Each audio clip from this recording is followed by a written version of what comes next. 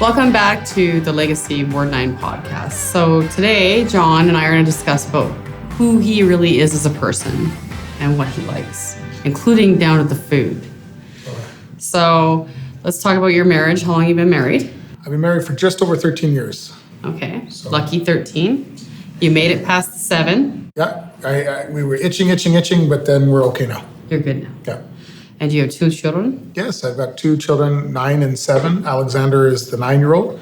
Hudson is 7. Hudson is 7. Okay. And so what do you do on your free, like when you're not working, what do you do in your free time with your family? Free time. Well, we'd like to go, in the summertime, I like to go out and go for hikes with my sons because they're now at that age where, everything is cool, right? I mean, my older son, he's into club soccer. Mm-hmm. And my younger son, Hudson, he'll play soccer because of his older brother. But what he really loves to do is just go for a walk. And we can walk 1 kilometer and it will take an hour because he'll stop and look at everything. He's like you, he's pretty analytical? No, he's just curious. He's just very curious, right? I mean, he'll say, Dada, I saw this little red spider. Let's look at it for a while. That's cool. You just look at it. Yeah. Nice. Yeah. So he teaches me to kind of slow down sometimes. And you need that. I think children are good teachers that way. So let's talk about what's your wife? What does she do for a living? Well, like I said before, my wife's from Korea. So in Korea, she was a teacher. And then to transfer her teaching license to Calgary would have taken a long time. So she went back to university here at University of Calgary and became a registered nurse. So she works at the South Campus Hospital, and lately she's been in the COVID unit. So it's been an interesting time for the last year, just over a year and a half now. So how does that work? Does she come home and she has to isolate then? How does that work?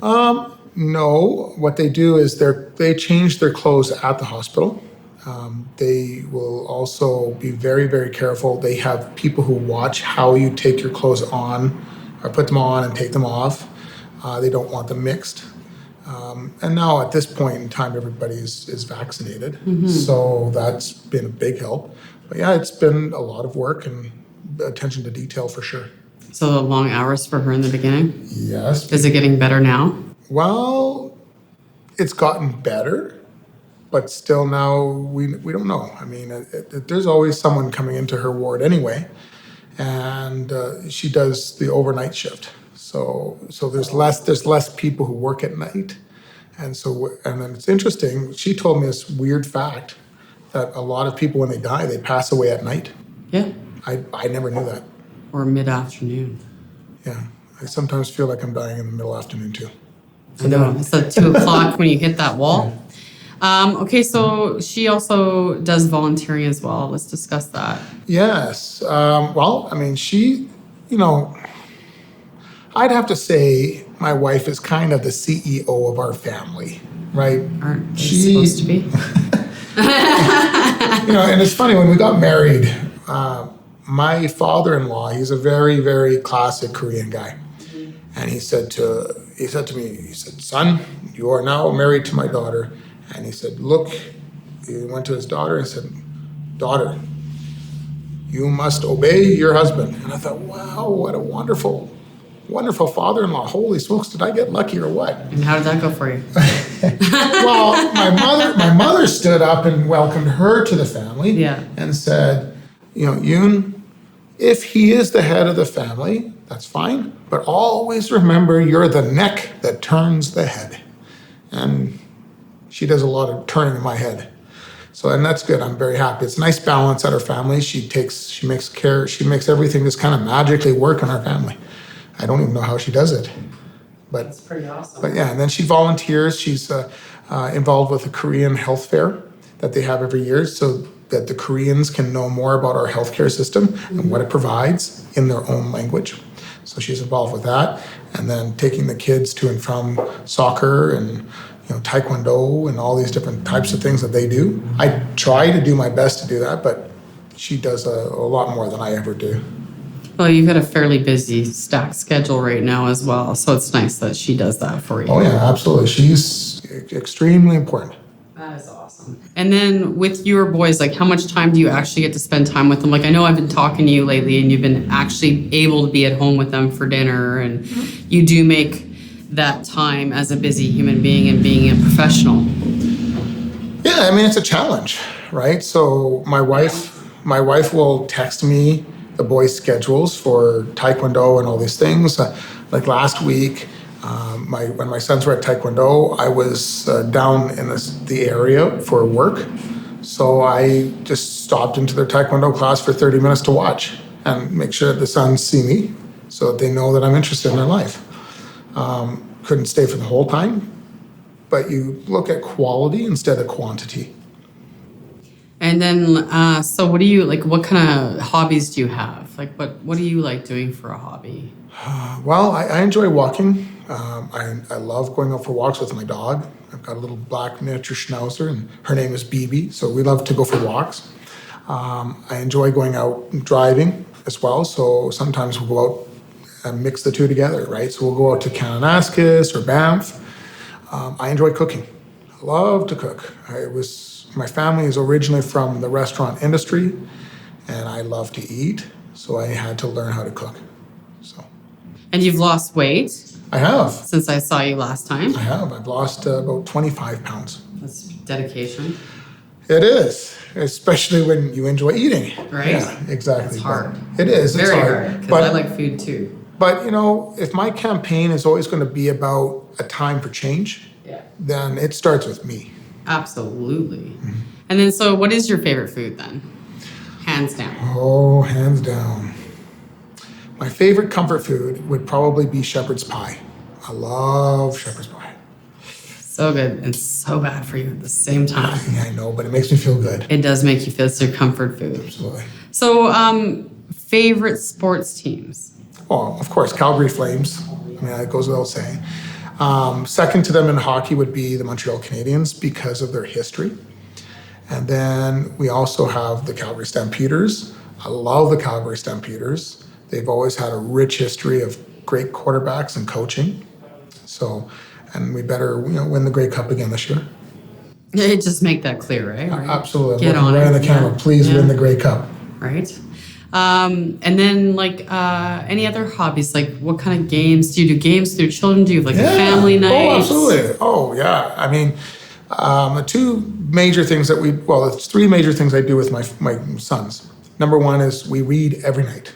So I'll read lots of fairy tales or different types of books to them. And if we don't have a book on hand, then I will make up a story on the spot. The second thing that we do is we love to watch movies.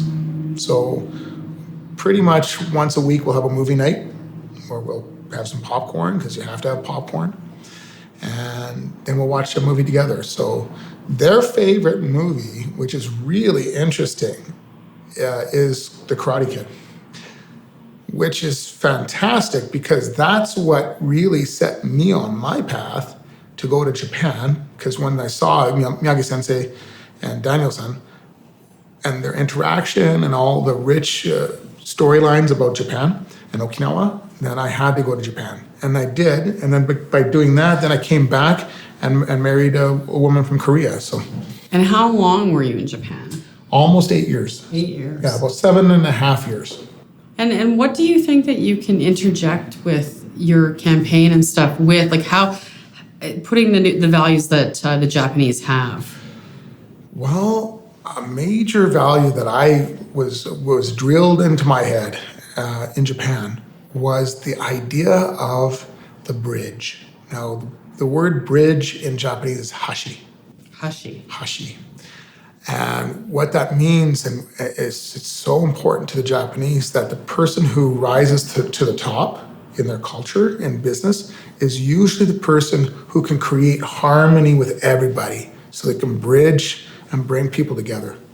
I like that. Yeah, so it's not necessarily your most aggressive person or your most dominant person like we sometimes see here. It's more somewhere if that person was gone, suddenly the departments don't work together anymore.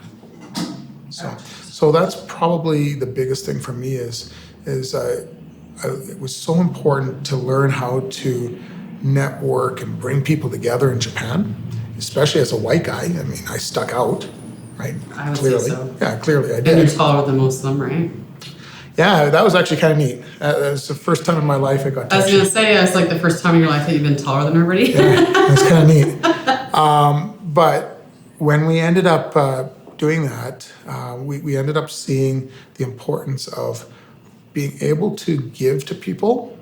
And then when you give to people, they're more open to giving back. Yes. And when that happens, you can accomplish everything. It's like a synergy, right? Yeah. So, what else do you want people to know about you, like your characteristics? Well, I'm tenacious and I care about seniors here in town. When I was on the board of directors for the Calgary Seniors Resource Society. Let's talk about the volunteering. That's important to me. Yeah.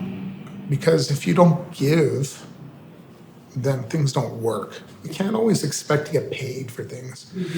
So I joined the Calgary Seniors Resource Society's board of directors as the head of their fund development. And in 6 years, we were able to increase their budget so that they were much stronger afterwards. We founded a gala called the One for the Ages Gala. And that was with Tom Jackson, who is a philanthropist here. He's been an actor, he's an Indigenous actor here in Calgary, and a country singer. And so he and I worked together for 3 years on that gala.